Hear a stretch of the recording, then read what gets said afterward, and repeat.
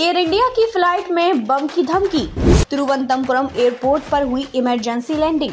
मुंबई से आ रही air India की फ्लाइट में बम की धमकी मिलने के बाद हड़कंप मच गया है।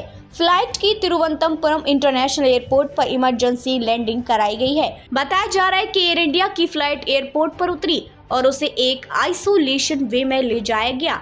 उन्होंने बताया कि यात्रियों को फ्लाइट से सुरक्षित बाहर निकाला गया है। एयरपोर्ट के सूत्रों से मिली जानकारी के अनुसार विमान तिरुवनंतपुरम हवाई अड्डे के पास पहुंचा। पायलट ने बम की धमकी की सूचना दी। उन्होंने कहा कि विमान में 135 यात्री सवार थे। जान माल के नुकसान की कोई जानकारी सामने नहीं आई है। फिलहाल जांच जारी है।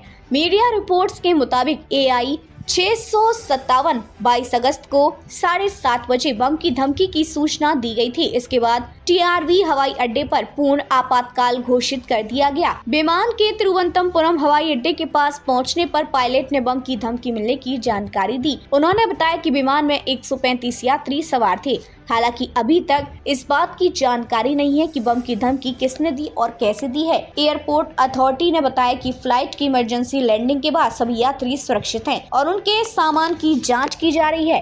अथॉरिटी की ओर से कहा गया कि फिलहाल चिंता की कोई बात सामने नहीं आई है। बता दें कि फ्लाइट में बम की धमकी का ये पहला केस नहीं है। इससे पहले भी फ्लाइट में बम की धमकी दी गई थी। 3 जून आकाशा एयर की दिल्ली मुंबई फ्लाइट और इंडिगो की चेन्नई कोलकाता फ्लाइट में बम की सूचना मिली थी। आकाशा एयर की फ्लाइट को अहमदाबाद डाइवर्ट किया गया था। 2 जून पेरिस से 306 लोगों को लेकर मुंबई जा रही विस्तारक की फ्लाइट को बम की धमकी मिली थी। इसके बाद फ्लाइट की मुंबई एयरपोर्ट पर इमरजेंसी लैंडिंग कराई गई थी।